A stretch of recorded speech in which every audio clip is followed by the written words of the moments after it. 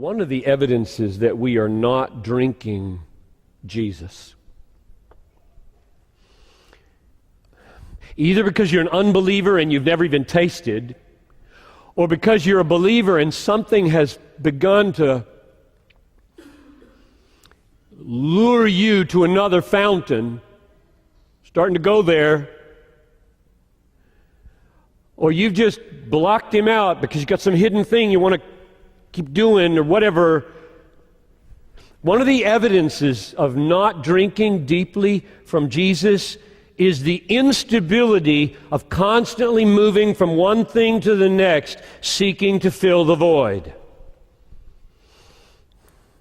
You may be going through sexual partners. You may be going through friends. You may be going through jobs. You may be going through churches, just one after the other. You may be going through hobbies, internet stuff, hobbies, games. You may be going through hairstyles. You may be going through wardrobes. You may be going through cars. You may be going through locations of where you live. Because there's no deeply contented identity in Christ.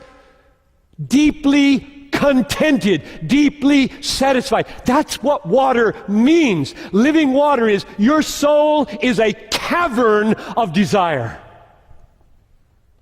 And I offer myself to you, Jesus says, as water that lives. It becomes a well. It just satisfies day after day. You get up with hungers and longings and soul achings in the morning. Come to me and you'll find stability of contented identity. And then you don't move around so much. Jump in here, jump in there, jump in here, jump in there. Crave, crave, crave, crave, crave, crave. Nothing's working. Oh, don't you love people who are so deep with Jesus, they know where it's at, the water. They live by the fountain. They never go anywhere. They just live there. They're not jumping from job to job and wife to wife and girlfriend to girlfriend and job to job and car to car and hairstyle to hairstyle. They are so there. Now, here's the interesting thing about that. That sounds static, doesn't it? Baloney. It isn't static. Believe me, it isn't static. I don't mean that the Christian life, with that kind of centered, deep, satisfied identity by the fountain, satisfied day after day, freshly with new water coming up from this friendship and this relationship. I do not mean this is static. There is a difference between confident movement of faith and craving movement of frustration. You got that? There is a difference between confident movement in faith and craving movement of frustration. Got to move because this is not working. Here, move, move, move. Or this is so working, I'm taking it. I got a plan.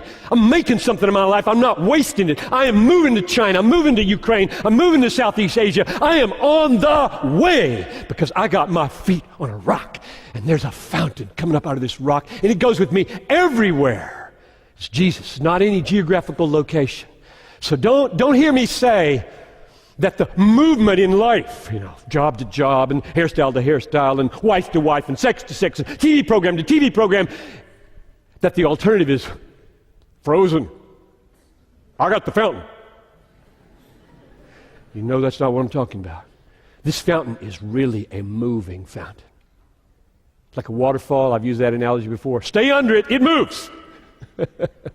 Oh, Jesus is a mover. He's going to reach the nations. The fountain's on its way to the nations. You want to drink deepest? Go with him to the nations or the neighborhood.